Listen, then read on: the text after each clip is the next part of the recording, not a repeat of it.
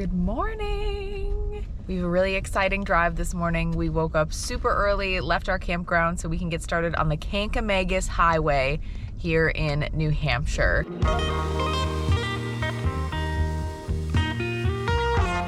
The Kancamagus Highway, also known as New Hampshire Route 112, is a 34.5-mile scenic drive, perhaps best known for its epic fall foliage and views of the White Mountains. We're taking you along as we tow our 18-foot camper along this iconic road. All right, so here's the thing. It's cloudy, windy, and pretty cold today as we're doing this. The reason we started so early was so we could beat some of the crowds and also get to some of the overlooks at the right time for photos and seeing everything. But with the clouds, I don't know if that is necessarily gonna happen. It'll still be great. Also, we're here in the first weekend of October.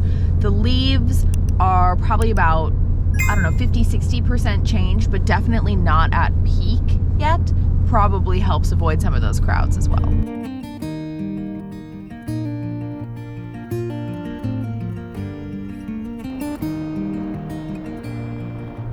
We're definitely climbing in elevation. One thing about driving these scenic roads with an RV or towing a trailer is you have to go slower than everybody else, right? Especially when you're going up a pretty steep grade. And because of that, you often get a lot of people behind you. We have some people behind us right now. We're looking for a pull-off so we can let people pass.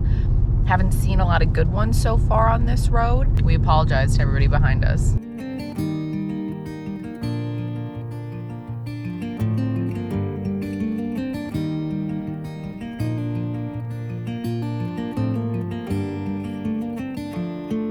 Our first stop, I know I'm butchering the name of this.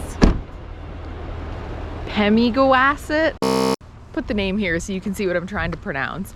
I'm so bummed though. It's cloudy and this would be so pretty if the sun was shining on it right now.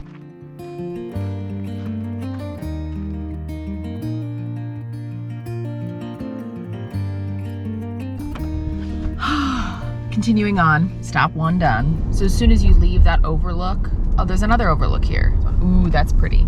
These overlooks are right about at the top of the Kancamagus Pass, which is about 2,800 feet, just over 2,800 feet. And this is C.L. Graham Overlook.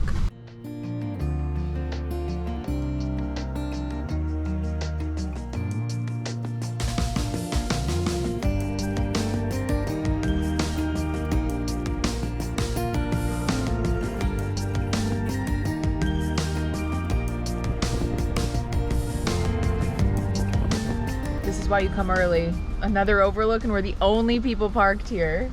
Sugar Hill Scenic Vista is this one.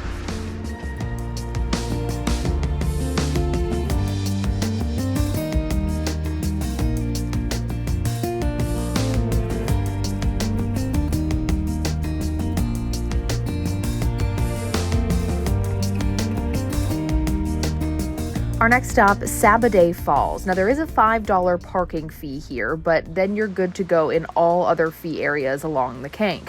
Unfortunately, I somehow lost the first few clips of our hike. It's an easy out and back trail, not even a mile round trip, and it takes you along the stream to the falls. It's great form. Cole says this is his marathon run. If you don't know, Cole used to be a college track and field coach, but despises running, loathes it. So to see him jogging, it's a pretty big moment. Warmed up, feel good.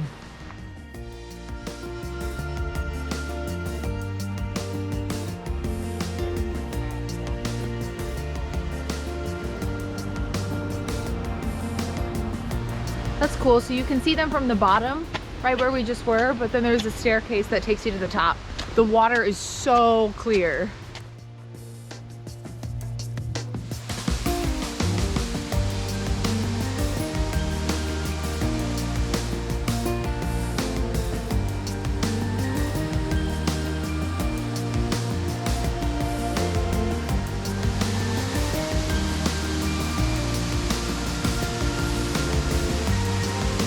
Pretty cool. It's not like a typical waterfall that we've seen. Lots of different levels and it turns right in the middle of it. which that's what it says. There was a fault that happened, and that's why it's like turned now. It just gets better and better the higher up you go. Like I felt like every set of stairs, I was like, oh, I need to get this shot. I need to get this shot. But keep coming up because the best view is like right where the waterfall turns. Really pretty. Okay, let's go. Oh, and the best part is it's so easy to get to. Like you don't need to really hike. It's like a little over a quarter-mile walk. We didn't realize it at first, but you don't actually have to go up the stairs to get to the top of the falls. The trail splits where it says Sabbaday Falls and Sabbaday Brook Trail. If you go up the Brook Trail, it's just like a gradual incline that takes you to the top of the falls. So you don't have to do all those stairs.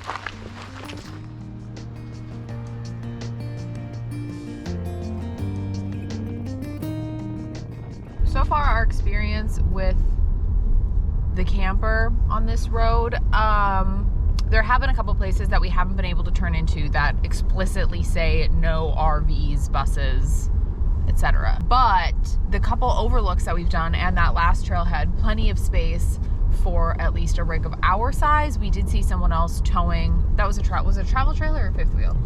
We saw someone else towing a larger travel trailer and they chose not to pull in there. So I wouldn't necessarily say they are big rig friendly, and especially if it was like busy right now. That's why we came early, because it's just much easier to park the camper when you're not dealing with crowds. So far, it hasn't been a problem for us. We just can't go into every single parking lot. So you might have to skip some things because of that.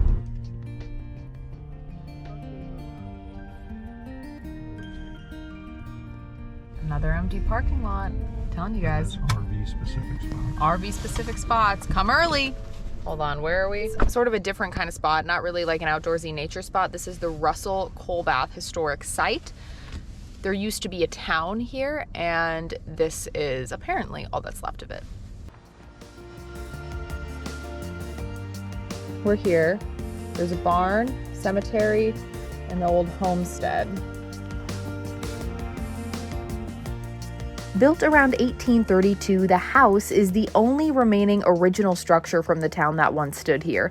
Now, the house is open for guided tours July through September during certain hours, or you can just check out the grounds.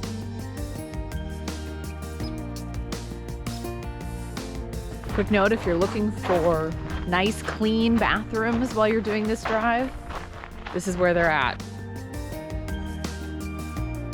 Another quick roadside stop. This is Rocky Gorge. It's a super popular stop and it's very easy. Once again, there's designated RV parking, which is a huge plus, and the colors, even just in the parking lot, are amazing.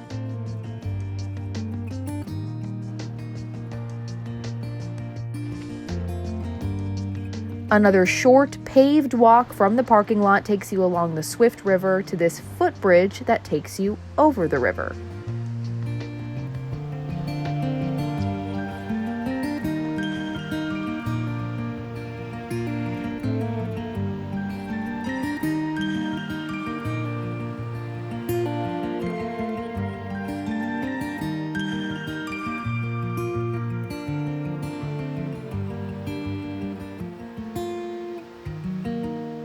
Really cool about this is on both sides of the bridge there are like amazing views. Like when I first walked out, I looked one way and I was like, wow, and then I looked the other way and I was like, wow.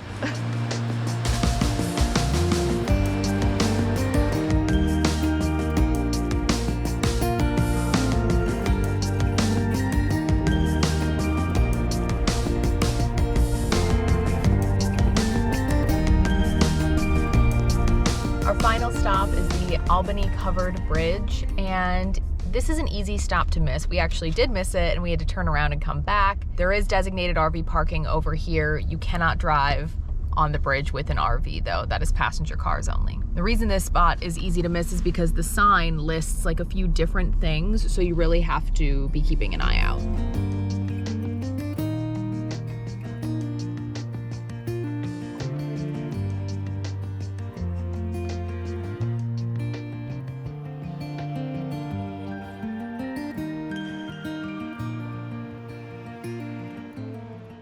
This bridge is huge. Oh, there's a car coming. Come on through.